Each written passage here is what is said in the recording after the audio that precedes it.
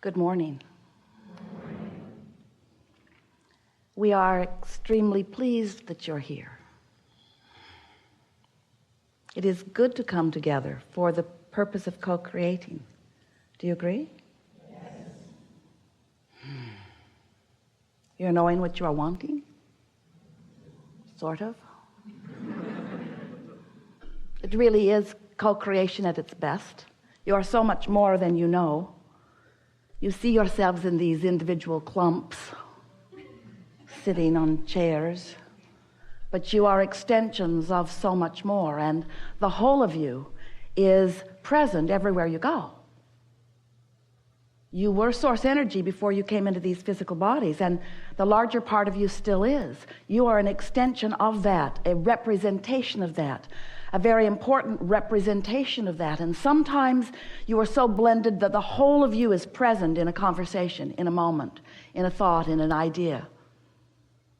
Sometimes, in fact, more often than not, in your human form, you do, without meaning to, a fairly extensive job of pinching yourself off from who you really are. Anytime you are feeling any negative emotion, no matter how mild or extreme it is, that negative emotion is the indication of the pinching offedness. Spell check does not like Abraham very much.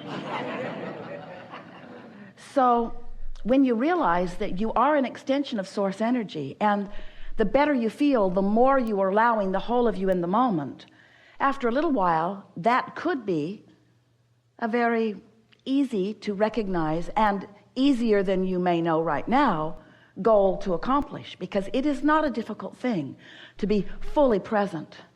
Scientists are talking a lot, especially these days, about how much of your consciousness, they're calling it brain, you are actually utilizing, and they've determined that it's not that much. And we want you to understand that your brain is not a storage cabinet. It's not where your experiences have been stored. You are a transmitting and receiving mechanism. You are a vibrational interpreter, and your consciousness is about vibration. So when you focus yourself on some subject, on some condition, on some reality, on something that is important to you, as you give your attention to it, you offer a vibration, whether you call it thought or energy or belief. It's all vibration. It's all what you are doing with your focusing mechanism here and now. And the only thing that you ever need to hear or understand or practice, the only thing that matters in order for you to fulfill your reason for being and to live happily ever after, you got to understand the relationship between the non-physical vibration that is you, that is always vibrating, and you in your physical form. In other words, it's the matching or the mismatching of the vibrational frequencies of these two important perspectives that equal you. If you were really tuned in to who you are, there would be one frequency. It's the frequency of who you are, not a frequency of wanted and belief. When you want something that you doubt, you've got two frequencies going on. And the reason that you have two frequencies going on is because in the moment you identify something as a desire, the larger part of you becomes fixated on that desire. So when the larger part of you is focused upon what you want, but you are in any moment in time focused upon its absence or its unlikelihoodness,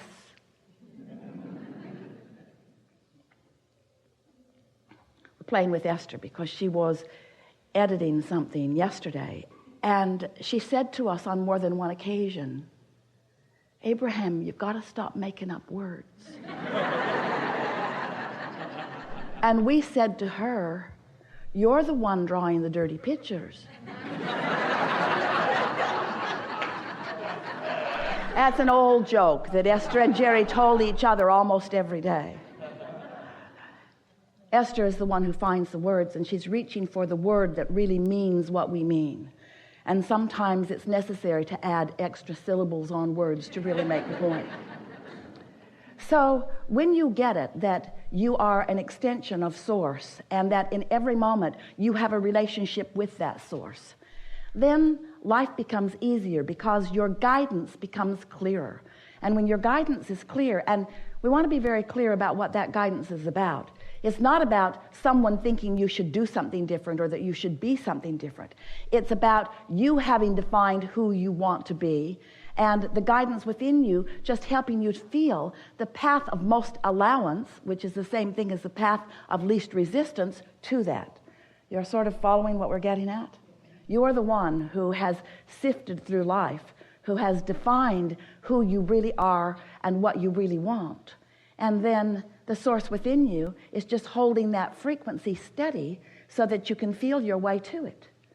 Esther remembers playing a game as a child, and then later with her own grandchildren, the hot and cold game, where someone hides something, and then they tell you whether you're warmer or colder in relationship to it.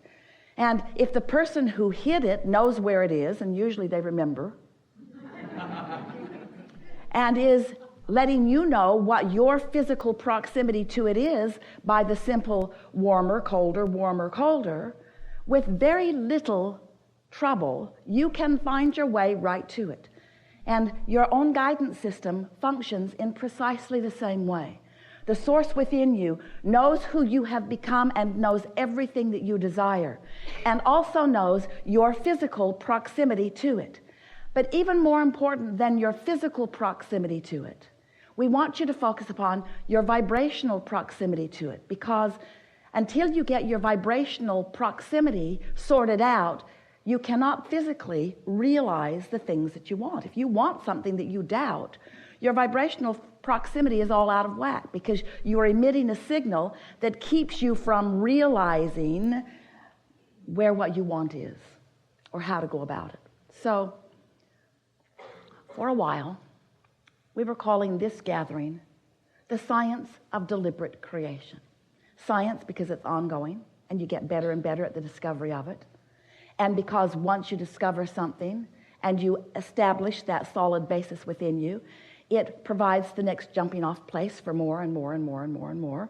Deliberate because you want to be deliberate about what you're thinking about. Creating by default is no fun at all.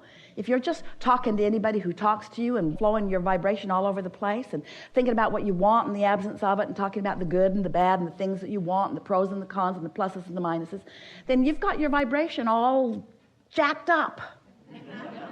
Esther's new term. Not new to you, new to her. So when your vibration is all out of whack like that, then you have no reasonable control over how your life is unfolding, and you have a rough ride. So we want you to understand that through your life you have defined, even without words often, at every level of your being, improvements. You were born to do that. You came into this physical time-space reality with a very clear intention of sifting through in order to determine your personal preferences and improvements. And you do that all day, every day, whether you know that you are or not. When someone is rude, you want a nicer world. When you're rude, you want a nicer world. When you don't have enough of something you want more of it. When you've got something you don't want, you want an improvement in that situation. In other words, all day, every day, you are defining your desires. It's why we like to begin. Do you know what you are wanting? But that's only a small part of the equation, because defining it and being a vibrational match to it are two different things. And your words, no matter how much you say the words of what you want, the universe is not hearing your words. The universe is responding to your vibration. An easy way to understand that is the universe isn't listening to what you say you want. The universe is responding to your vibrational practice about it. So if you really want something, but you really doubt it, and the dominant vibration within you is, it's not working and I don't know how to make it work, and the feeling within you is one of being lost about it, the universe cannot deliver to you a path that's going to be an easy path to it, because you've got a frequency going on that is making it not possible for you to realize the path. Seth, you know about Seth? Seth told Rob and Jane, and Jerry and Esther, especially Jerry, devoured those books later on, that you create your own reality. Those were the words that Jane coined in response to what Seth was transmitting to her. You create your own reality. And today, we would like to say to you that, yes, indeed, you create your own reality. But there's a word that we would like to insert that will make it easier for you to understand. You create your perception of reality. You create your perspective of reality. You create your vibrational ability to see reality. You realize reality based upon what you are doing vibrationally. So, have you ever watched a documentary, or have you ever been in the experience yourself where you were an eyewitness to something that someone else was an eyewitness to? And since you were an eyewitness to it, you have a perspective of what happened. And as you explain your perspective, you're sure you're right because you saw what you saw. You perceived it. And then someone else explained what they saw, and what they saw was something different than what you saw. And you're sure they're lying. Because what you saw is very valid and real to you. If there is anything that we would like to present to you in a way and find enough analogies and examples to help you really get it, something that would serve you better than all other things put together that you will ever hear from us or anyone else, it would be that your perspective is uniquely yours. And if you could give up your determination to explain yourself in enough different ways to get other people to see it the way you see it, oh, life would begin being sweet for you right now. If you could just accept that everybody gets to create their version of reality, and that you will waste your life in trying to get them to accept your version. Because the life that they've lived and the vibration that they're offering is the reason that they see it as they see it. You can live in the same community and have two very different lives. And what most of you say is, well, of course we live different lives. That guy lives in a mansion and I don't. Of course his perspective is different than mine. That guy inherited money from his daddy and I didn't. Of course we have different perspectives. That person was born da. As you try to explain why you are not all living the same, you miss the only point that matters. You have different perceptions of reality over which you have complete control. But most humans do not exercise any control over your perception of reality because you're so busy dividing and defining and cataloging and pigeonholing reality into different piles and placing judgment upon it. Oh, that's a bad thing. Let's put all those bad things over there and those bad things over there, and they're different in their badness, but they're bad things. And as you spend that natural time defining whether you want it or not, you also, without meaning to, practice the vibrational frequency of the very things that you put in the bad piles. And then, because it's part of your vibration, it prevents you from discovering the good piles because your vibration's all wrapped up in what's in the bad piles. And then, we love you so much. You know what's coming next after that statement. And then, you look to something outside of you to make the difference. You look for someone else to fix it. It started with your mother or your father or someone up close to you. Please change this condition.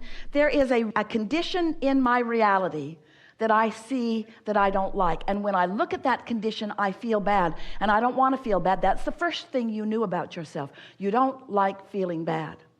So when you're looking at a condition and you feel bad and you associate feeling bad with that condition, then of course it's logical, we get it, why you want that condition to change. But you are not the boss of those conditions. You are not the creator of someone else's reality. You cannot control the conditions. You are the creator of your own reality.